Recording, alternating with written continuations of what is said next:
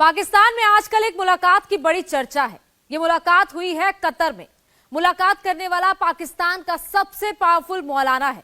ये मौलाना इस्लामाबाद से उड़कर कतर पहुंचा और हमास चीफ से जाकर मिला।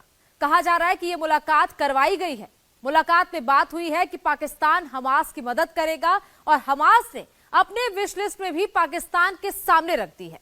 अब हमास को पाकिस्तान से क्या चाहिए ये तो आपको पता ही होगा। कतर जाने से पहले ये मौलाना पाकिस्तान में जलसा करके गए थे। उस जलसे में नवाज शरीफ के दामाद भी शरीफ हुए थे और जलसे में जमकर एटम हुआ था। तो क्या पाकिस्तान हमास को अपना एटम बम दिखा रहा है?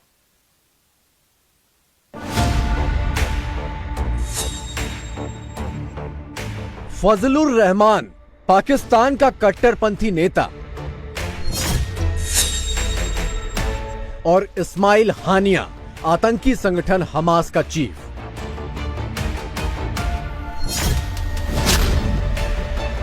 फजलुर रहमान और खालिद मिशाल हमास का पूर्व चीफ।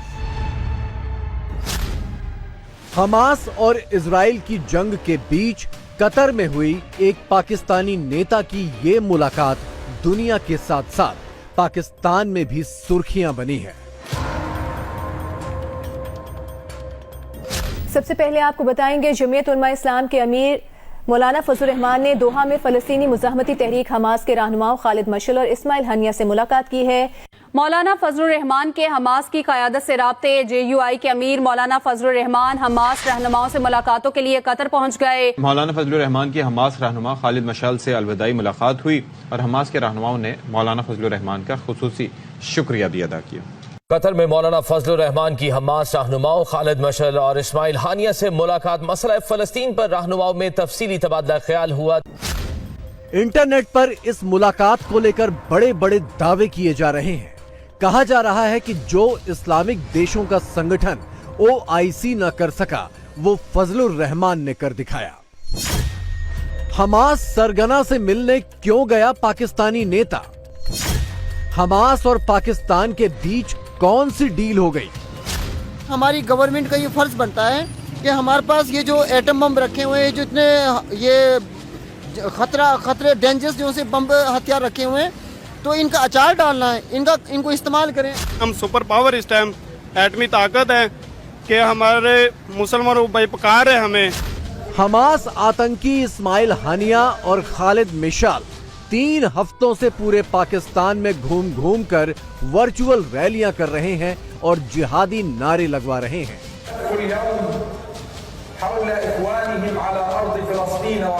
लाखों लोगों की भीड़ के साथ पाकिस्तान में हमास की आधा दर्जन से ज्यादा रैलियों में अब तक क्या क्या बातें हुई?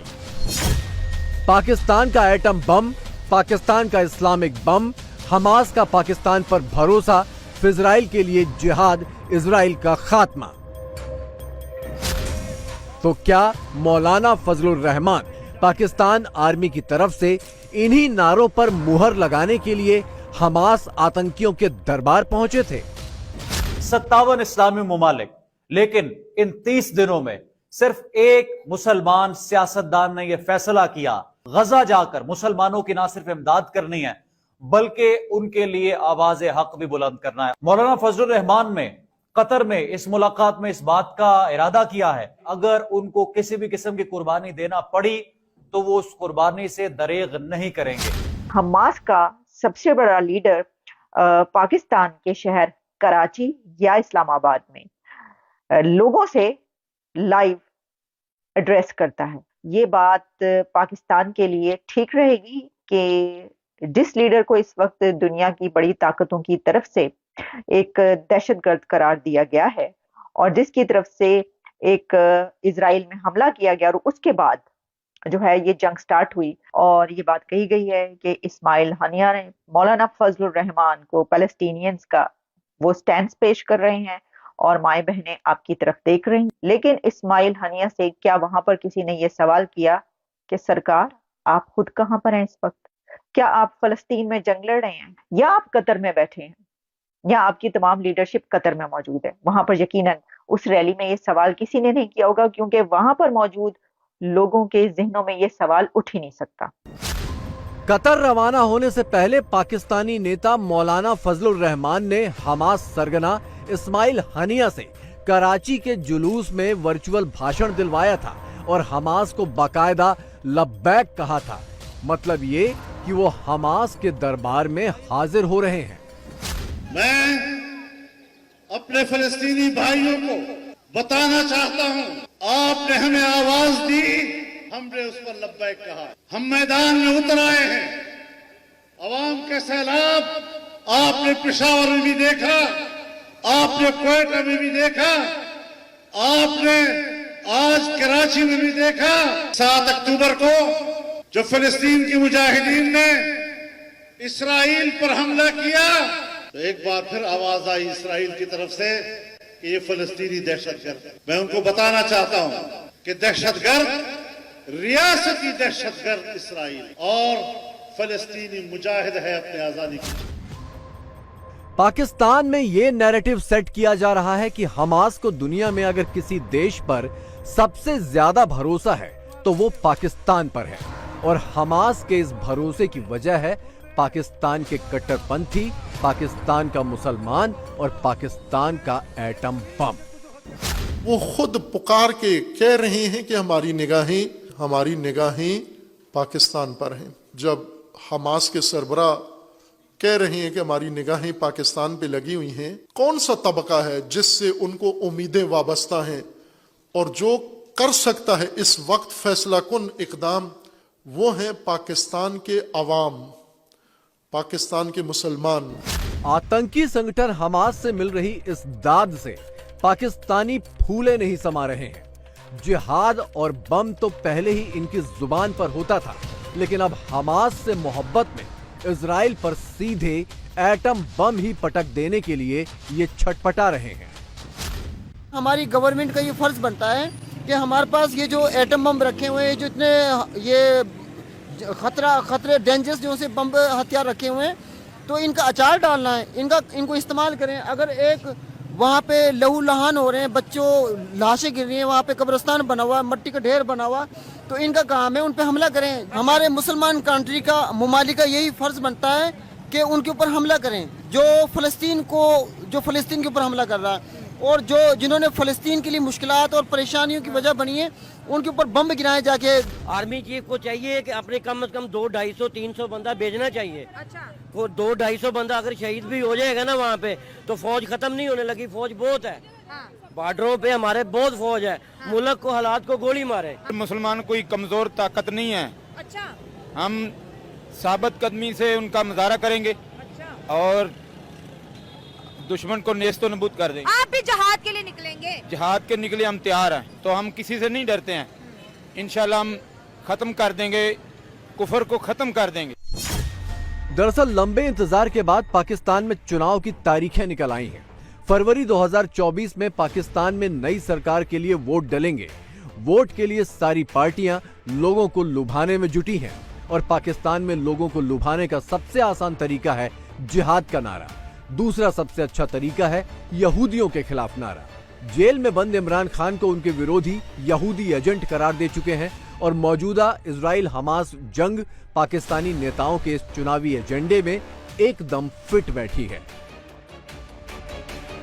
पाकिस्तान न अमेरिका की जागीर है और न इस मुल्क में किसी तबके की जागीर है। तुमने उलमा का रास्ता रोका, जमीयत उलमा का रास्ता रोका। हमने एक तवील जद्दोजहद के बाद आज अवाम में एक मकाम पैदा किया है और अब इलेक्शन के निज़ाम में हम इंशाअल्लाह आपको दिखाएंगे कि तुम चोरी कैसे करते हो। मैं अपने भाइयों को कहना चाहता हूं कि आप तो आज इसराइल के खिलाफ जंग लड़ रहे हैं।